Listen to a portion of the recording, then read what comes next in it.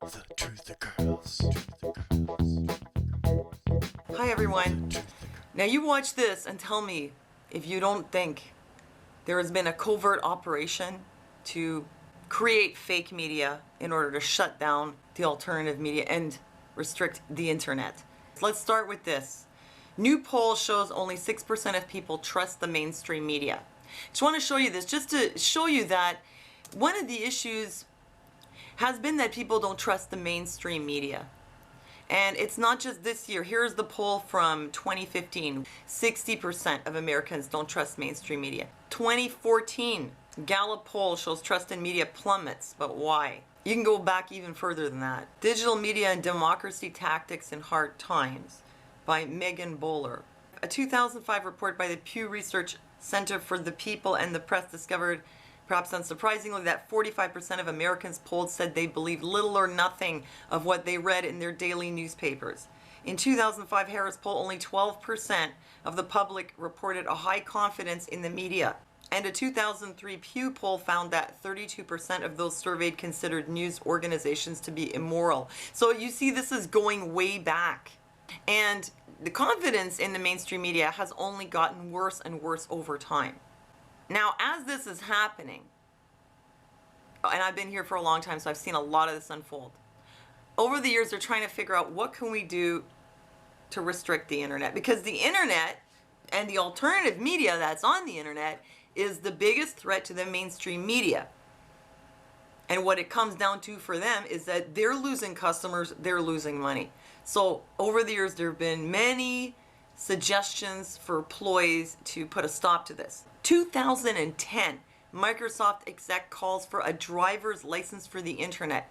Yeah, it was briefly suggested that maybe people shouldn't just be allowed to just use the internet. They should have some kind of license for it. 2010, also blogging business privilege tax in Philadelphia. They had passed some kind of a bill that if you wanted to have a blog where you made any kind of money, you'd have to have a license for it. This is also from 2008. Wow, going way back. Information Clearinghouse. Death of free internet is imminent. And at that time, what they were floating was that you would no longer just have like a basic rate and then you could just browse whatever you wanted. It would be like cable TV where you could pay to use certain websites, or like you would pay per click per website. In 2010, CRTC approves usage-based internet billing.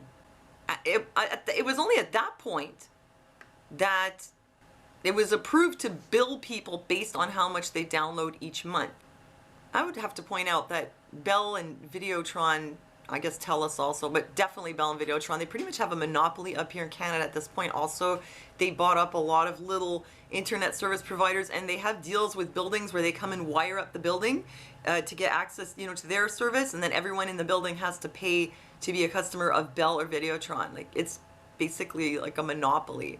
At one point, they also floated the idea that there should be two avenues on the internet, like an internet superhighway where you would get a lot of prominent publicity, and then the little back roads where nobody would be able to find you.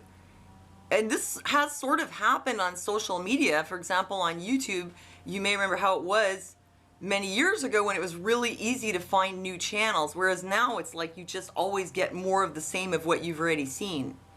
They did a lot of things. They tried to attack sites like WikiLeaks. This was from 2010. WikiLeaks website hit with mass distributed denial of service attack. I mean, they tried a lot of different things. And like I showed you, the confidence in the mainstream media has been going steadily down, steadily down. Right now, it's at an all-time low. 6% of people trust the mainstream media. So these people have been thinking all these years, what are we going to do to get our customers back? Now, enter the issue of fake news. Fake news has always been around. I mean, you remember the National Enquirer and what was it called? Weekly World News. You remember when Bill Clinton went for a spin in an alien spacecraft? And then Hillary Clinton adopted an alien baby.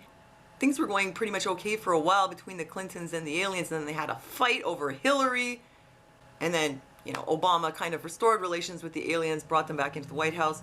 I mean, this stuff has been going on forever, and it was kind of limited to like those supermarket tabloids. And on the internet, you had The Onion, you have, I think, the National Report. There were a few sites like that But it wasn't this huge problem where you can't tell anymore what's real and what's not. I want to add, like, as a sub note, that there's this story that goes around about how the courts ruled that the media can legally lie, which actually concerned a particular case, Florida District Court of Appeals. It was a couple who got fired. They were working on the news, and the news, well, which was a subsidiary of Fox, was trying to get them to lie about bovine growth hormone, and they didn't want to do it, and they ended up getting fired for it. And they took Fox, the subsidiary, W whatever it was, to, well, sorry, I could open my link, but I'm just too lazy. They took them to court to try to sue them under some kind of whistleblower rules, but the court just said that the FCC didn't have any specific law or rule saying that you're not allowed to lie in the media, and so because of that, it couldn't fall under whistleblower laws, because for that to be the case, they would have to be blowing the whistle on someone breaking the law. But the thing is, the courts never ruled on anything because there isn't really any specific law on lying in the media other than intentionally lying, for the purpose of slander, defamation, that kind of thing. It wasn't that they made a ruling on it, but they acknowledged the fact that the media wasn't obligated to tell the truth. There's no rule against propaganda, let's put it that way.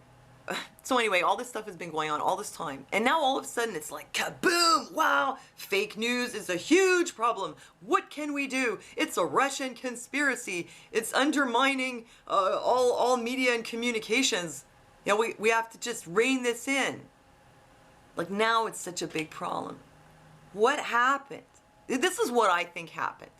I think that the mainstream media news outlets, and whoever they're in cahoots with, tried to figure out a way to turn the tide back into their favor. And I'm not saying it's like just the mainstream media companies. I would say probably the government's involved also, because a lot of those mainstream companies are used to promote the avenues of thought that the government would like you to have. It's there also to kind of help shape the way you should be thinking. I guess you could call it kind of propaganda. Anyway, so here's what I think they did. I don't think that this sudden mushrooming of fake news, and I'm not talking parody, I'm talking about just straight up fake news. I don't think this came out of nowhere. I would entertain the possibility that the same people who want the internet to get shut down intentionally opened sites where they had these false articles with clickbait headlines. And at the same time, the alternative media, like it's the prominent sites, the ones that we all know, they were presenting a different narrative, a different viewpoint. And it wasn't fake, though.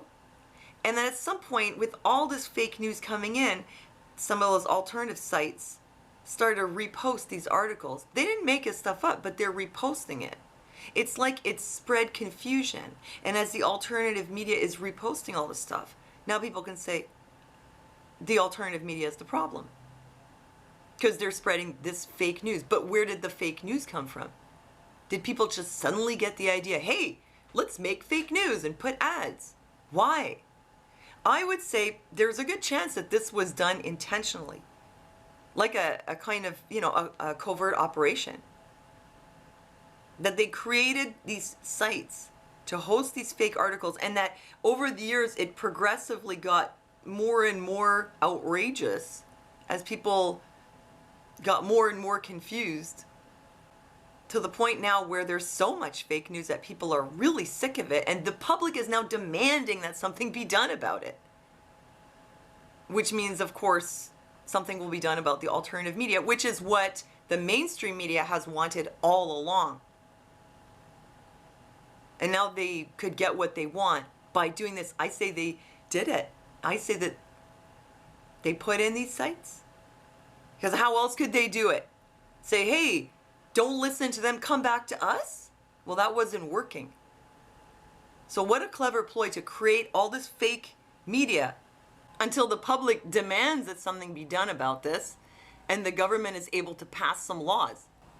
And guess what? Now the mainstream media just got their customers back. And the government, and especially the corporations, get their propaganda machine back. I think this is what happened. Well, leave me your comments. Let me know what you think. Thanks for giving me a thumbs up if you think this is what happened. Thanks for subscribing if you like my analyses. Thanks for listening to me, and I'll see you next time.